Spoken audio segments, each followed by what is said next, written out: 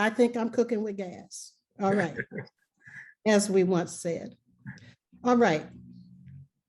That is my father. This is going to be a presentation that is going to be based on these photographs. I gathered up quite a few of them for this presentation. And so I hope you follow along with the chronology that I present as depicted in these images. This is an image of my father, Jovan Battle. He was born in Macon, Georgia, and he in 1915 and came up to Detroit in the 1930s. And he ended up opening a record store on Old Hastings Street. My father is understood in many circles as being the first independent African-American record producer in the post-World War II period. And the reason why I make that caveat is because there were Black record producers in the early part of the century, the 1920s, in the early jazz days. But as far as the entirely different era of music making, my father is believed to be the very first independent Black record producer of that time, the post-war period. There he stands in front of his record shop at 3530 Hastings. And he is standing in front of the record shop, but over his shoulder is the barber shop next door. Hastings Street was a street that was replete with businesses, particularly Black businesses and Jewish businesses, because for so long it serviced the Black Bottom community.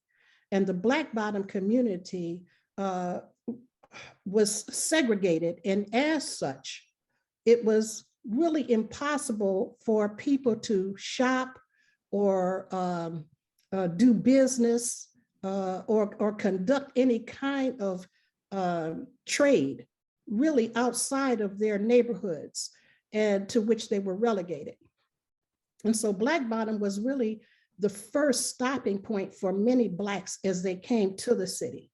Now, it was not the only place where Blacks lived. Blacks also lived in enclaves and communities in Detroit on the west side called the Old West Side, as well as another area called the ABC Streets, which was American, Brighton, and Central Streets on the west side as well, and that's near Tyerman and Grand River. That is where my mother came from. There was also a community of Blacks near 8 Mile and Royal Oak. There were Blacks in Inkster, which is not inside the borders of the city of Detroit. And there was also a community called Conant Gardens. And Conant Gardens was distinguished because it was the only place where Blacks had the ability on a mass scale to buy housing, because that housing had no restrictive covenants. The restrictive covenants didn't exist there because the land had originally been owned by an abolitionist by the name of Shubel Conant, who refused to sell to developers who were going to segregate and not allow Blacks to buy there. So consequently, Conant Gardens in the 1920s became a place where Blacks could come to live and buy homes, and was the really center of Black middle class home ownership. Okay, I'm gonna go. This is the facade of the record shop. It is was at 3530 Hastings. This photograph was taken in later years. He opened in 1945, but this was taken in 1959 by a photographer by the name of Jacques Demetre. And Mr. Demetre had come here from France along with his partner, who was a writer, Marcel Chauveau, and they had come here to write a book on the blues. And when they came to the United States, they went to 3 places: New York, Chicago, and Detroit. And when they came to Detroit, they went to one place, Joe's Record Shop, because even by that time, my father's record store was renowned, even in Europe, for the place where you bought records. Now, let me say this. Hastings Street was also primarily known for jazz. Jazz was really the music of the time as people began to develop new tastes and the music began to merge into a certain jazz idiom. However, my father was something of a throwback. He wanted to hear the old time blues of his South that he had come from. And he knew that the residents of the surrounding communities, such as Black Bottom, wanted to hear the old time sounds. And so he chose to sell primarily blues, that he was known as a blues man. And he was also selling other records. He was selling records such as popular records of the time. Opera, curiously enough, was very popular, even in Black communities often, because of a singer by the name of Mario Lanza, who was a popular recording artist. And he was sold there, as well as Marian Anderson and people like Nat King Cole and the popular artists of the time. But my daddy loved the blues, and that's what he wanted to sell. If you will note, the front of his store says the Reverend C.L. Franklin, Reverend Franklin, and that is in reference to Reverend C.L. Franklin, the minister who had a record store just a few blocks down the street on Hastings. I mean, he had a church down the street, New Bethel Baptist Church. And so my father was the producer for the Reverend C.L. Franklin. And he sold his records there, and he was a proud merchandiser of Reverend C.L. Franklin stuff. I will note there's a man in the doorway there. That is not my father, just for record. And that is the barber next door. I made reference to the barber in the barber shop in the other picture. And this is the barber who happened to step in front of the doorway when the picture was taken. This is my father in his earlier years. He was a very handsome and dapper young man. And in fact, he had been an ordained AME minister, African Methodist Episcopal minister, when he came from the South. And he wore the collar and he preached on Sundays in Macon, Georgia. His older children remember when he would come here and when he would preach, and he was very devout. However, when he came to Detroit, he worked many different jobs, labor jobs. He dug ditches for Detroit, for the energy company. He worked in the Eastern Market doing labor, but he was diagnosed with tuberculosis at one point and ended up being quarantined. And during the period of the long months of quarantine, which was very common occurrence in the community at that time, and he became disillusioned and he lost his faith. And so after that point, he was no longer aspiring to be a minister. I do believe, however, that his concentration on the work of Reverend C.L. Franklin and many other gospel artists was his way of somehow like continuing his desire for the faith in some small way. This is his first wife, Clara Battle, and he came to Detroit first, and then sent for his family, and they lived for a time with his brother here in Detroit, and then settled in the Black Bottom area, and eventually ended up for a time in the Brewster Projects, which were right behind the record store. And so this was his first wife, and I am the daughter of his second wife.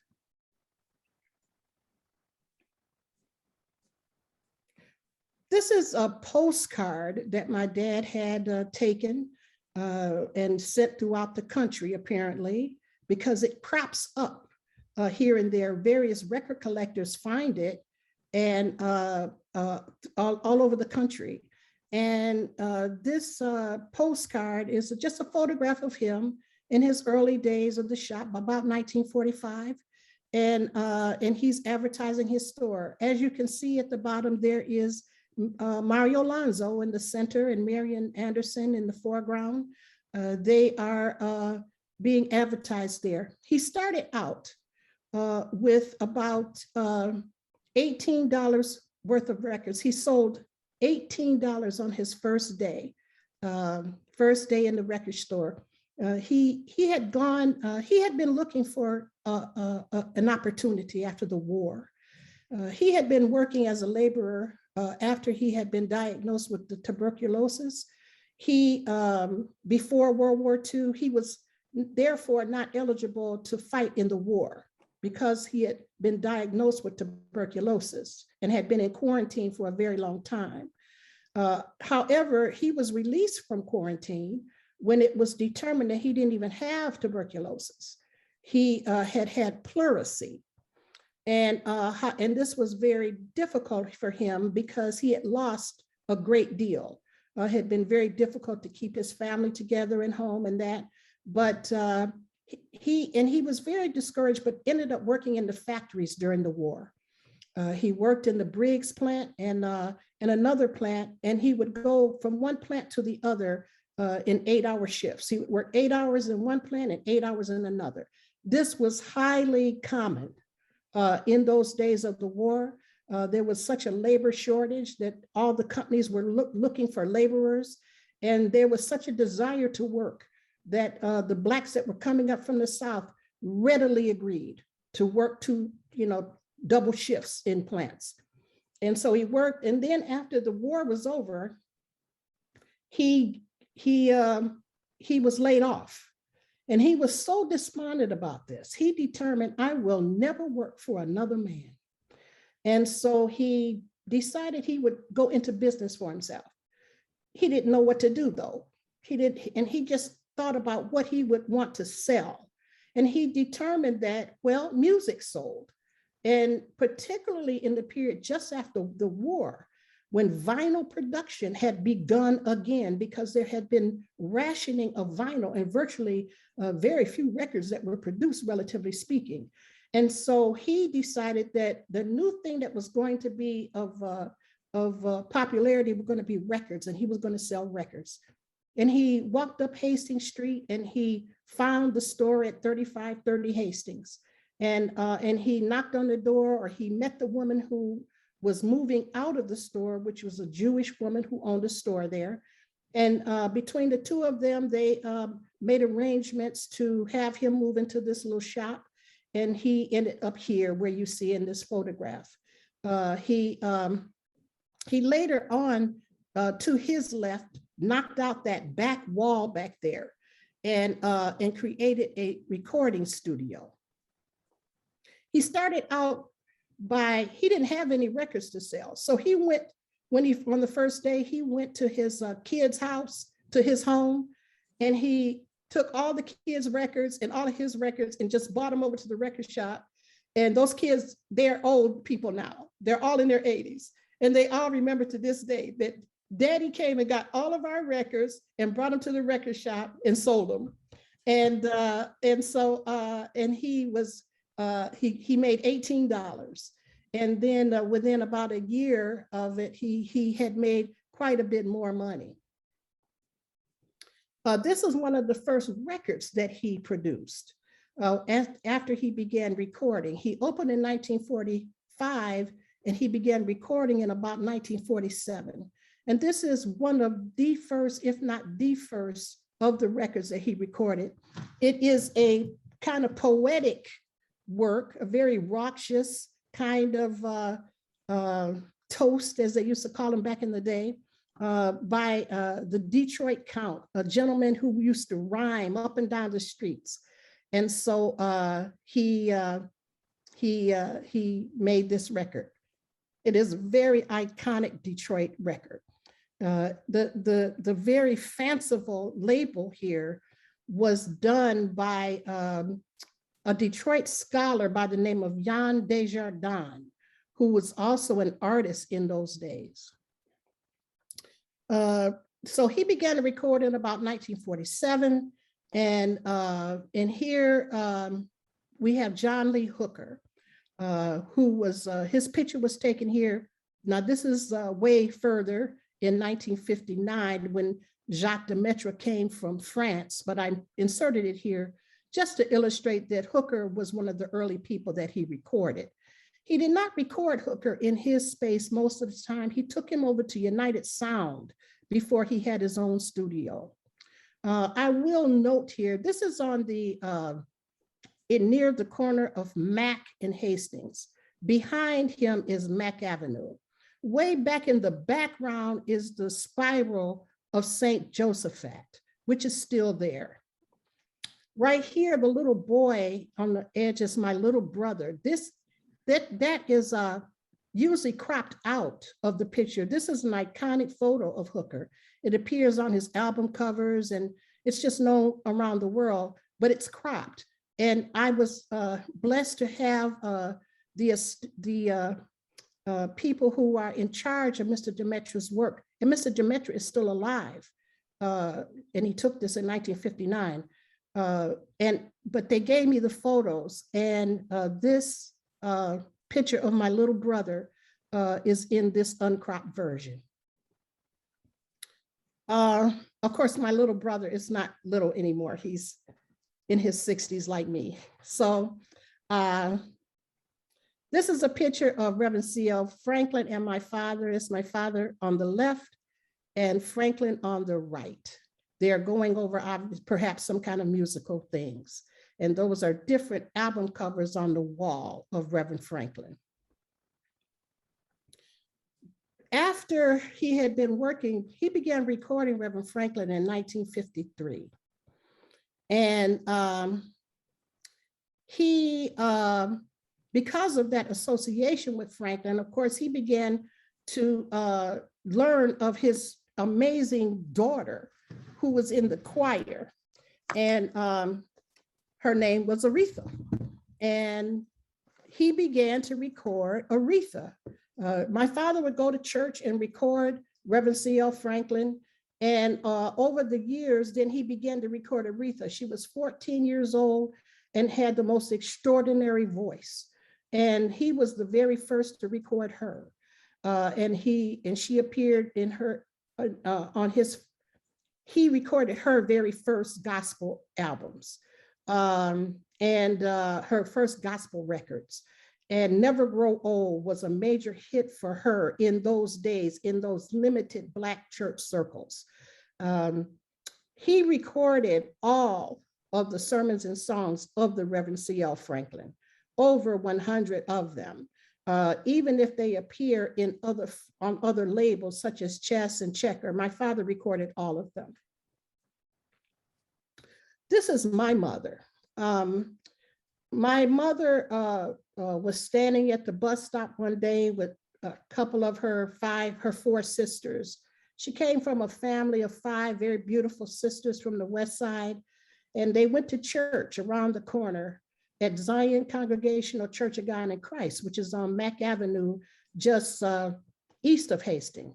And one day my mom must have been coming home from church and stopped in front to wait on the bus in front of they call it the streetcar, right? The streetcar in front of the record store. And my mother caught the eye of my father, who turned around and told his son, my goodness, she could sell a whole lot of records. And I think he was in reference to her beauty. And as it turned out, I'm sorry, I'm trying to move around here, maneuver with the sun here as it shifts. So my mother, she came to work in the record store. And as evidenced by the fact that I now exist, obviously they ended up being together. And although my father did still have a wife when they got together. And so there was, of course, a little bit of human drama in all of that because he was still married to his first wife when he ended up with her. And but my mother and him eventually married. And that's my mother there as well. She was such a beauty, and she was a real music lover. I really think a lot of my musical taste and my musical affinity comes from my mother because she was such a musical person. She didn't play instruments, she didn't sing or anything, but she had a great love and a wide taste in music, although she hated the blues. She could not stand those old blues records that my father played. She wanted to hear the new sounds. And so there was always a conflict. This was also taken in 1959 by Jacques Demetre. I always credit him. It is a condition of their very generously allowing me to use these photographs. I always try to credit them. And this was Little Sonny on the left, my father with the cigarette, John Lee Hooker at the mic, Emmett Slade, and then that's Chauveau in the background, the writer, who also came from France. And they're here probably simulating a little recording in the back of the record shop. There they are on Hastings, John Lee Hooker and Little Sonny. Little Sonny's real name is Aaron Willis. And I will note that Little Sonny still is alive and well and will talk your arm off at any given moment. He's a wonderful man. And my father recorded his very first records. He's a blues singer and harmonica player. And of course, John Lee Hooker is the iconic blues singer and guitar player. This is a copy of just a back of a record, back of a record, Battle Records. It was something else growing up with my own name on records. You know, I never realized it was that significant, but it was. This is from the Chess label, Eddie Burns, who was a musician. And, but as you can see in the right-hand side corner, JVB, BMI, which means that this was a record that was actually first recorded by my father, but it was registered to Chess. My father had quite a convivial relationship with the Chess brothers in Chicago. You hear much about the exploitation of artists and Blacks in the music business by white or maybe even Jewish record company owners, but my father's relationship, he regarded himself as quite equal in that relationship with them. They were peers. In fact, my father preceded the Chess brothers in recording, but he had a very mutually beneficial relationship with them, and that is how he regarded it. This is a record, My Mother Bowed and Prayed for Me, by Carlo Turner, and that was put on the Checker label. My father played this record all the time. He played it all the time. He would try to, because the music was changing, you know, he would try to play the old time records, and this is an old time gospel record. And he played it all the time. And I never heard it again after I was a child. And once we got on the internet and started going to hear things on YouTube, I found it on YouTube.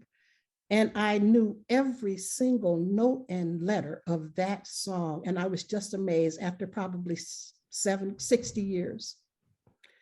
Okay, this is me, yours truly in front of the record store. And that's little brother Shadow in the background, Daryl Battle. And my dad in that t-shirt, white t-shirt, and the looming presence of the Reverend C.L. Franklin back in the back on the back wall. 3530 Hastings. In 1960, Hastings, my father got the notice that Hastings was going to be destroyed in order to make way for the Chrysler Freeway. And so he had to move. And this was quite a reversal for him. because not only did he have to move, but music was changing, and they were beginning to become under the influence. Record buyers were coming under the influence of this new music called Motown and rock and roll. And although today it is believed that my father may have even created some of the very first rock and roll records. And there are a couple of examples of that. However, in general, people were going toward the new sounds, and Motown was right around the corner from his 12th Street record store. And so they had sort of a relationship of the new whippersnappers of Motown beginning to gain ascendancy with their new sound. Of course, as children, my brother and I and my siblings, we loved the new music. We did not want a part of Daddy and his old-timey blues. We loved Motown. But when we came to 12th Street, that was one of his record stores on 12th, and we could tell that life was very much different. My father also had become very ill. He ended up with diagnosed with Addison's disease, which was a very mortally grave illness. But at the same time, around 1960 or so, I believe that the trauma of having to move his business accelerated his social drinking, and it crossed the line really into alcoholism. And so from that point on, in his 12th Street years, he was truly a very, very ill and active alcoholic. He was sorely afflicted. So many of my memories are from the earlier 12th Street time. And I had a picture here of my brother, Joe Von Battle Jr. with my father, but I didn't run across it. And his memories are with the Hastings Street store. And all of my work around my father really centered around Joe, my brother Joe Jr. I was very blessed because we were the, quote, you might say, outside children of my father, although we had no idea of this until we were grown people. But our elder siblings, the children of my father's first wife, they all loved us, and they were older than us, but they treated us like they were our aunts and uncle. They were very solicitous of us, and we were very blessed in that way that we didn't have interfamilial conflict like happens in situations like that. This is a picture of the record shop taken by a man named Mr. Digg, and he took this photograph in the midst of the '67 rebellion on the first day. And the rebellion had started about 3 blocks before, 3 blocks south of this spot right here at the record shop. And by this time, the upheaval was in full bloom. And people were entering into the record store in some way here. I received this photograph as a part of the Detroit '67 project headed by the Detroit Historical Museum. And they asked me, Mr. Joel Stone contacted me and said that this photo had been found, and wanted to warn me before he sent it, because I had never seen any photos of my father's store in the upheaval. And literally, when I saw this photo, my knees buckled, literally. It was very unsettling to me. Uh-oh, what happened? Okay, there's my dad. My dad, I say in my writings about my father that the day that he entered the record store after the police let people back into the area after after the upheaval that week, I say that my father really died on that day. When he walked in his store and it was full of debris, and most notably all of the tapes that he had been taking for decades Many of them were just strewn all over the floor in the debris. And it was very, very difficult to see my father as a broken man that way. And he also was just distressed because he felt that the authorities had not allowed he and the other business people to protect their places. When he got the call on the Sunday night, telling him that there was something going on over on 12th Street, he grabbed his gun, like businessmen carried guns that back then. And he grabbed his gun and said, I'm going over there. And but soon the authorities made all the business people leave. They were not allowed to sit there and protect their stores. And so I'm coming to the end of my presentation.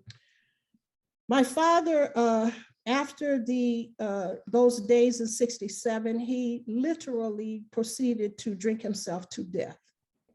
He was ill from the Addison's disease because he drank so that he was unable to really maintain the regimen that was prescribed to him. And he was very, very ill. And this was the beginning of a kind of just a chronic, mortal kind of drinking. And so I start out this presentation talking about him. When I started this quest that I have been on, my father was virtually unknown, except for by really kind of arcane record collectors. And when I began to do the research on him because I became determined, because I remembered my father when he was a great man on Hastings Street and when he was a great man on 12th Street. I have other younger siblings that know him as no other than a really raging alcoholic. And however, I remembered those early days, and I had people that began to tell me as I grew up into adulthood, you need to write a book about your father. There needs to be a movie about your father. And I shrugged it off because, of course, I was very embittered because I grew up in my younger years in that real maelstrom of alcoholic madness. But over time, and particularly with the advent of the internet, I began to write things about my father and began to be in touch with people from all over the world, in Japan, in Australia, in Europe, everywhere, who knew about the Joe Von Battle label, who knew about his records, but knew nothing about him. And that's when I began to really write about my father. And it began to fuel the mission that I have and have had to restore my father's name and greatness to the public domain, and to ensure that audiences know who this man is, that Detroiters understand his significance. And I am very, very grateful for every opportunity like this that I have to talk about his contributions and to really reverse what was taken from him due to his sore affliction. So I thank you so much for listening to me, and we're going to have a few minutes for questions. Thank you.